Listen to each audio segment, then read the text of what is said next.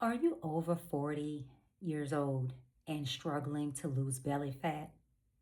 You diet, you exercise, you run a marathon, you do 100 sit ups a night, you're a vegan, you're a vegetarian, you're a pescatarian, you eat meat because you were told protein will help you to lose belly fat, but you still have belly fat? And no one ever mentioned your hormones, in particular cortisol. Elevated cortisol levels prevent you from losing belly fat, and it will keep you from having belly fat on top of belly fat and losing that belly fat. I'm Inspired B. Welcome to my channel where I discuss all things health and wellness. And in particular, right now, I am trying to help women navigate perimenopause. I have a master's degree of public health and epidemiology. Let's talk about cortisol. Cortisol is a stress hormone because it is released in moments of stress. But did you know that it is one of the most important hormones in our body? Cortisol is the body's main stress hormone because it wakes you up, keeps you alert, and is largely responsible for our body's inflammatory response in healing and recovery. When cortisol level stays high, extremely high, it keeps that inflammatory response going, slows your recovery down when you get sick, lowers your energy levels so you feel that crash out, raises more stress, prevents fat loss, and even causes us to gain excess fat. We got to do something. Let's stop doing these three things. The first thing, going to bed extremely late at night, and in turn, getting less than 7 hours of sleep a night. I know y'all probably paused it and started shaking your head. 7 hours, girl, you lucky I even get 4 hours of sleep. It's causing you to hold on to cortisol and causing that belly fat. The second thing we gotta stop doing, eating sugary food, donuts, cakes, pies, ice cream, cookies, donuts. And let me pause when I say cookies because I do love me a good cookie. Chocolate chip with pecans in it. We gotta stop. The third thing, one more thing about the sugary, drinking cold drinks. At home we call it cold drinks, but everybody else call it soda or pop. Stop drinking them. And the third thing, drinking alcohol, especially before bed. With dinner, y'all drinking wine, taking a shot, drinking your cosmopolitans, whatever they call, and that lemon drop. And that's a shout out to one of my close friends. She loves her a good lemon drop. But all of that is contributing to belly fat storage. Okay? Three things we need to do to decrease our cortisol levels, which will then decrease our belly fat. Let's start to create a routine every single day. I'm going to break it up into daytime and nighttime.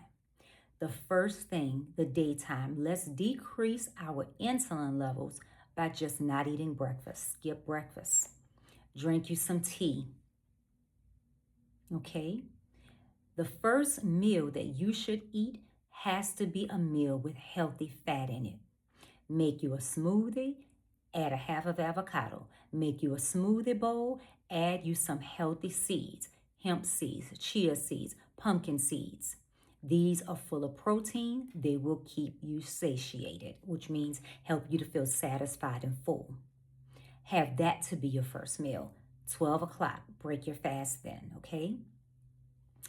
Then I want you all to literally eliminate your stressors throughout the day. What does that mean? We all work stressful jobs. You have a lunchtime. That's a law. You have to have an hour lunch, a 30-minute lunch. Instead of staying at your desk snacking on things, go outside. It's about to be warm outside. As you see by my window, it's already 80 degrees here in Houston, and it's in March. Go outside and get you some sun. Breathe, stretch, do some grounding, which means take your shoes and your socks off, walk on the grass, and inhale. Be thankful for another day that you can walk outside. And if you all don't know what grounding is, I first heard Iyanla Van Zant mention it, and I've been doing it ever since. Walking on the grass. If you don't have a yard, go to your nearest park. You'll see that energy from the earth revive your spirit and reduces your stress. And what it's doing, reduces the cortisol levels. Okay, so I already mentioned what we need to start doing: skipping breakfast, eating healthy fats. That's going to be your midday routine.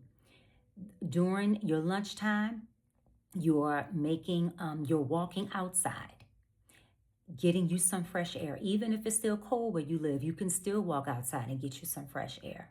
And the third thing, and this is the most important thing, y'all, I want my ladies to do: create a stable nighttime routine. What does that look like? Turning off social media, not looking at the toxicity on the news and social media, not arguing with your spouse, with your child, with your dog, with your cat, with your siblings, with your neighbors.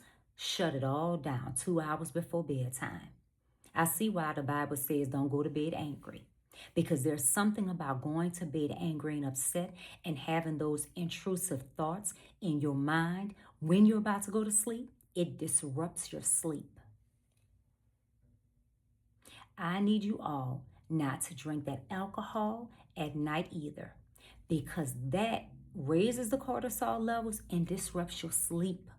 And it also creates holding on to all that toxicity that alcohol produces. And the last thing for that nighttime routine, because this is number 3, but it's all inclusive: soak in the tub. Stop jumping in a shower and jumping out.